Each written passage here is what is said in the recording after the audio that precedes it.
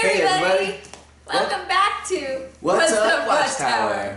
We're sort of tripping over each other because we have so much to say to you guys. Yep. And anyways, hope you guys had a great weekend. We had a wonderful weekend. We did? Yeah. For those of you that are following our channel, you will know that we put up our disassociation video on Saturday night.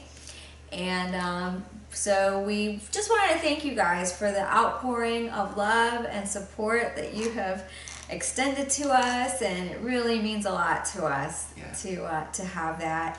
And so Mike, you can tell us what you did on Sunday morning. So the elder who had messaged me on my phone, I hadn't directly gotten back to him because we wanted to kind of get our response prepared, and once it was uploaded to YouTube, I figured it would be impolite to text somebody so super late Saturday night, so we just agreed to text that as the response on Sunday morning. And I included a nice message because it really is a very, very nice brother that had contacted me. He was actually one of the guys I said before, this is a cool guy I could hang out with. So, I sent him a little message, and we sent that over and basically said, this should answer any questions that you could basically possibly have. I know why you were contacting me.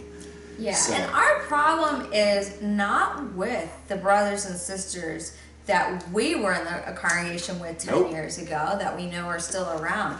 I mean, we have no issue with them, as people. We actually care about them. But this is what we have to do in our life, and to stay true to ourselves, basically, because we know that this isn't the truth. So, well, just as an update for that too, because a lot of people have been so kind with the messages that they've sent and so supportive. And just to let you guys know, we've kind of been knowing that this is happening, and it wasn't really, so far, I mean, we had our ups and downs with everything, but we've maintained a really positive attitude, and that is because we have good friends around us. We have surrounded ourselves with good people and good friends, and they know our situation. Yeah. And yeah, just to back up a little bit, this process, we started, let's go back to January when we did the Mike and Kim interview. And maybe nobody would have ever found out that we did that, I'm going to go back one step further. Okay. That day that I had spoken with Kim, we were just going to Skype with them just to say hi, just to kind of get a feel for some of the information that they had found out about, and just some basic stuff. It was basically just reaching out to say hi. That was it. And Kim had asked, she says, do you mind if we record it, because we actually think it's important to document people's reasons for leaving and stuff. So we agreed to do it. So that was established the day of the recording, so we hadn't had a lot of time to really think about, oh man, this could be on YouTube, this will be on YouTube. And that was the start. That was in January. And when we did it, it felt so freeing to do that, and it felt like very cathartic, and like this could help other people too, and that really got us thinking about getting started. And we really knew that it could too, because other people's videos have helped us so much. Right. So, but the past few weeks, and we knew what the eventuality could be, that we could be shunned by our families, which is now what is happening. We knew, intellectually we knew that, but emotionally is a whole nother story, like when you're actually experiencing it. And I wouldn't want anybody to think that, oh, we're just fine. We've had our moments over the past few weeks. Sure. And, I've just found that I allow myself to feel what I need to feel, and don't try to suppress it, because we've been suppressing things our whole life. And just, to let yourself feel what you need to feel, get it out, cry if you need to cry. But again, surrounding yourself with positive people and friends is really important to build a social network outside of the organization. So, how long would you say it has taken you to find the kind of friends that you have now? The kind of people that you can feel comfortable with, that you trust, that you have a lot in common with. How long did it take you to kind of get to where you're at now? It took me, hey, I'm a slow learner. It took me a while. Because, and we might cover this, we'll probably make another video where we talk a little bit more about this, that, you know, you are so toxic. Even, you know, when you're in the organization, and then even after you leave for years, you're decompressing and deprogramming, and you are toxic. I was toxic, and I attracted toxic people to myself, even outside of the organization. So it took, you know, a lot of years to start loving myself, realizing the negative patterns that I had that was attracting these people. And you know, now when I see people that are not going to be good for me, I say goodbye. Right, and it's so easy when you're away from a certain personality type to start to distinguish traits that you may have picked up that you don't care for. I mean, that was my instance. You know, leaving the Jehovah's Witnesses and kind of being away from it even for some years, I found that I still had very black and white thinking. You know, I was inflexible in my thinking in a lot of ways, and you know, that is something that was inculcated into you as a child, and that still applies even though you get out. So you find yourself maybe attracting polarizing people like that, you know, people who are also inflexible, people you may argue with. I don't know, it just, you kind of, that's what you're used to, that's how you're raised. When somebody throws an idea out there that's just to you completely out of left field, and you can't process it and you don't understand where they're coming from, you may just be, you know, have a tendency to dismiss them or just be like, oh, a bunch of hippies or whatever, you know, but it's your own thinking. I'm laughing because of so many conversations that we've had where, you know, I was progressing on my spiritual path, and I would say things, you know, like we talk about now, and he would just look at me like, and he'd say, I don't know what you're talking about. Yeah. Everybody has to kind of learn these things at their own speed. I said at one time, I said, I need to center myself. And he said, what does that mean? And I couldn't really explain it at the time, but now he gets it. So, everybody at their own pace, you know. Yeah. So what did we do for the rest of the weekend? Well, we invited a bunch of our fantastic new friends over for dinner because we decided to open our lives up to people more since we have been outside of the Jehovah's Witness organization. We've decided to trust people. We've decided to welcome people into our homes. We've decided to be open and honest with people we meet and find that they are open and honest right back. Yeah. You know, nobody's perfect. Everybody has a past and has their story. But it's great to meet new people. And, you know, one of the things that really I was afraid of, I guess you could say, when I was first thinking about, you know, leaving the organization, was I thought I would never make any friends. I was like, well, I've known these people, a lot of these people for most of my life. I'm probably just never gonna have friends again. Because it's hard to make friends. Or you think to yourself, I'll never have friends like that again.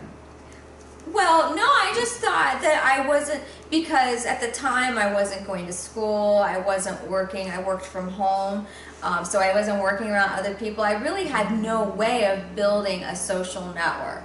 And that was the thing that was the most missing from my life for many years, was not having the social network. And now there's really no excuse for people, because with, not just Facebook, which can be good or bad depending on how you use it, but sites like Meetup, that's how I met my improv friends.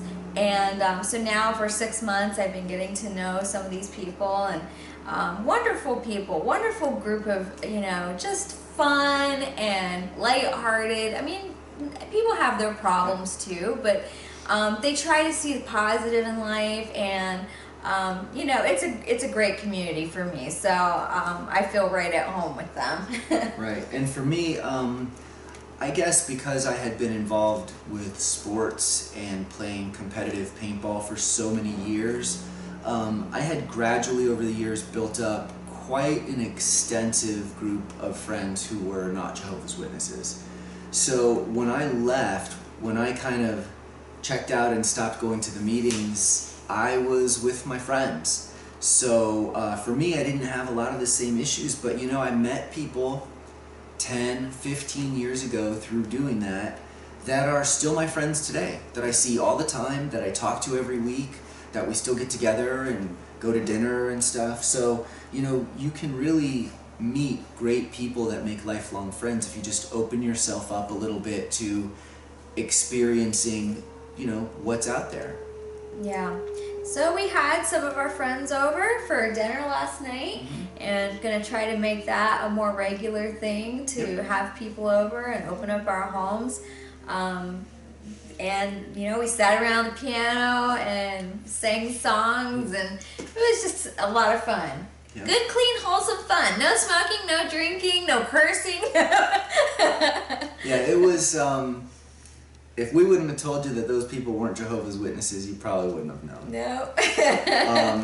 But we don't care what people look like. I don't care if you're covered with tattoos. No. I don't care. We don't care. No. We're open to people in general because we have learned to stop putting it as like an us versus them mentality. Right now, we're really embracing the fact that we are all part of one big family, and that we've got to work together to survive, and that we have to help each other to get along in this world.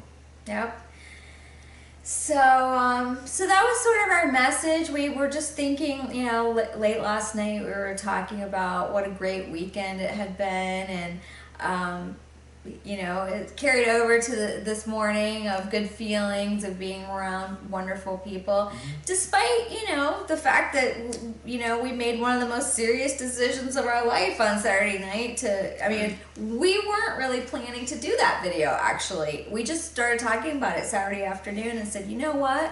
We need to do this. So, so I wrote the statement that we wrote in about, an hour and a half time. Yeah, we talked to Yeah, and we put it up. But we know a lot of you have been asking for that, and I actually did try to post it in the description, but it was too long. It was too many characters to fit.